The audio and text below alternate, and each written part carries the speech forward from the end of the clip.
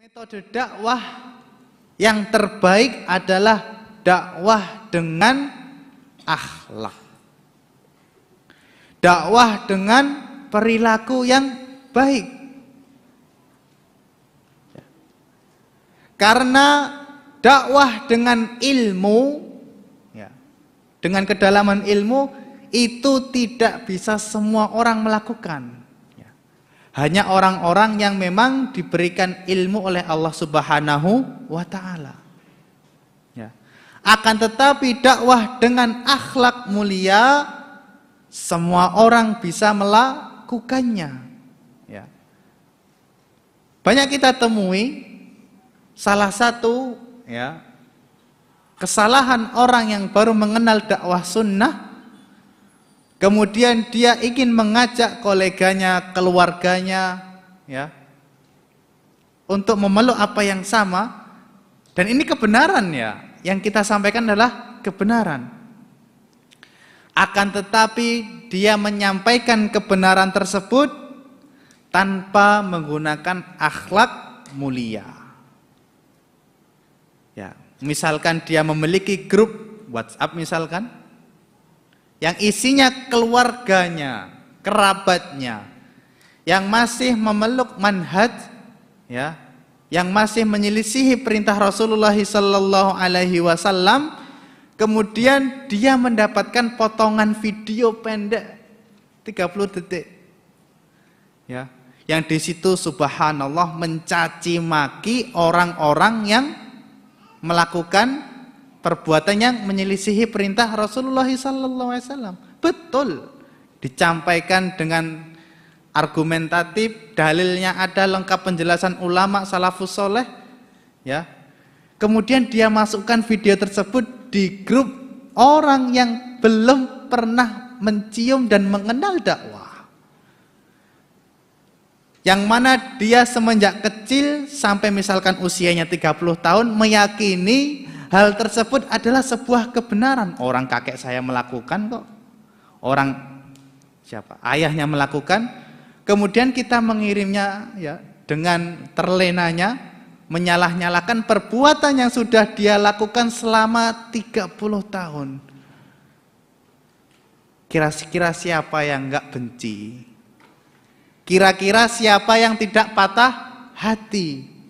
Bahkan bukan dakwah saja yang rusak di sini, yang dirusak adalah silaturahmi. Hubungan keluarganya bisa rusak. Bayangkan hanya masalah berbeda pendapat yang masih di situ mungkin diizinkan ulama berbeda pendapat, itu menjadi penyebab seseorang memotong silaturahim. Para ulama menjadikan penjelasan perkataan yang benar akan tetapi disampaikan tidak pada waktu yang tepat, maka itu akan menimbulkan kerusakan. Perkataan yang benar bila mana disampaikan tidak pada waktu dan tempat yang tepat, maka tidak menimbulkan manfaat, justru madharat. Perkataan yang benar sesuai dengan dalil, mencocoki dengan pemahaman Ahlussunnah wal Jamaah dan para salafus saleh, akan tetapi disampaikan kepada orang ketika waktunya tidak benar dan tempat yang salah, maka hal tersebut tidak mendatangkan manfaat, justru orangnya menjadi membenci apa yang kita sampaikan. Kemudian bagaimana cara berdakwah? Daripada pian posting video-video tentang menyalah-nyalahkan orang, sehingga banyak keluarga yang mungkin sakit hati di situ, lebih baik kita perlihatkan akhlakul karimah. Meskipun jenggot bertambah panjang, celana semakin naik cingkrang, jidat semakin hitam, dibarengi dengan akhlak yang mulia. Sehingga orang itu menjadi penasaran. Kamu nih ngaji di mana? Bisa baik seperti ini.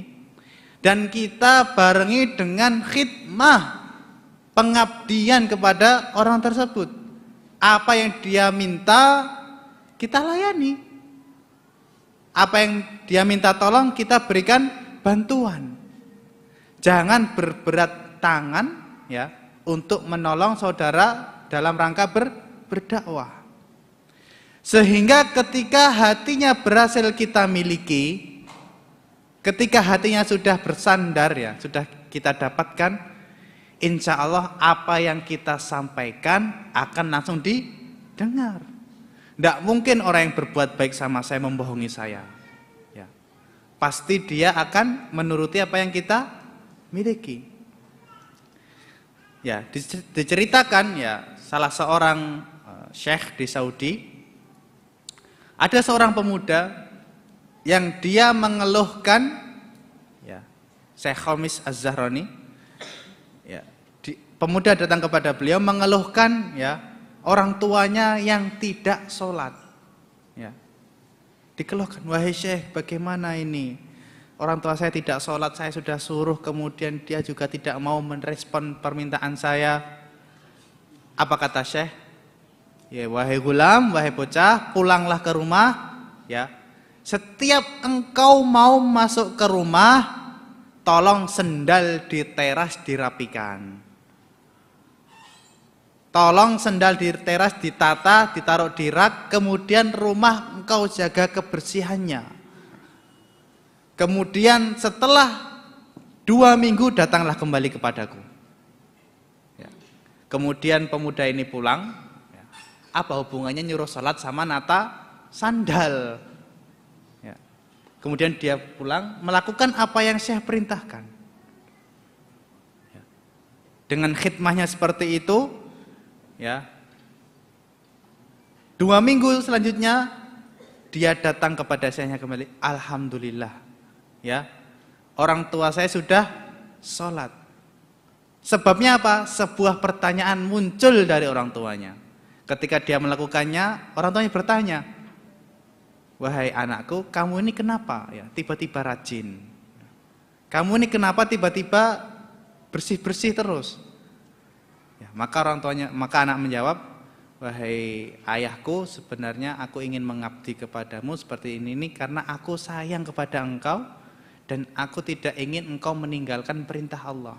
Maka apa kata orang tuanya? Dengar, mulai hari ini engkau tidak akan melihati aku kecuali aku sholat di shaf pertama. Subhanallah.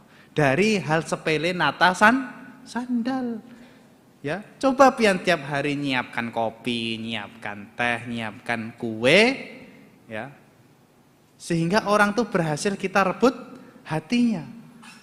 Setelah kita dapatkan hatinya, maka kita sampaikanlah kebenaran. Insya Allah, Allah akan yashrah sadrahu. Allah akan bukakan hatinya untuk menerima kebenaran. Lah ini berkhidmah enggak pernah, ngasih hadiah enggak pernah. Ya, sukanya nyalah-nyalahkan. Dari mana dakwahnya mau diterima? Dari Hong Kong. Ya. Kita tunjukkan dulu ya. Khidmah untuk kaum muslimin. Ya. Sebagian kelompok mereka bagus dalam berdakwah. Ya. Mereka giat ya mengajak orang untuk sholat, memberikan hadiah. Namun sayang sekali tidak dilandasi dengan ilmu yang kuat. Nah, apabila semangat kaum salafiyin, ahlus sunnah wal jamaah berdakwahnya seperti ini, insya Allah ya, dakwah kita mudah diterima. Ya, yang kita tawarkan itu emas. Yang kita jual itu Al-Qur'an dan hadis yang sahihah. Ya. Akan tetapi kalau yang jual ini seperti muka preman, ya, siapa yang mau beli? Ya. Akan tetapi kalau wajahnya senyum, ceria, cerah, kemudian yang ditawarkan adalah emas dan perak, silahkan dibeli. Ya. pasti orang akan cepat menerimanya. Ya. Wallahu taala a'lam. Dan kita ingatkan sekali lagi, ya, cukuplah pahala dakwah itu kita dapatkan dengan menyampaikan. Dengan menyampaikan kita sudah terhindar dari tanggung jawab di akhirat, ya, dan kita sudah mendapatkan pahala dakwah dari Allah Subhanahu wa taala.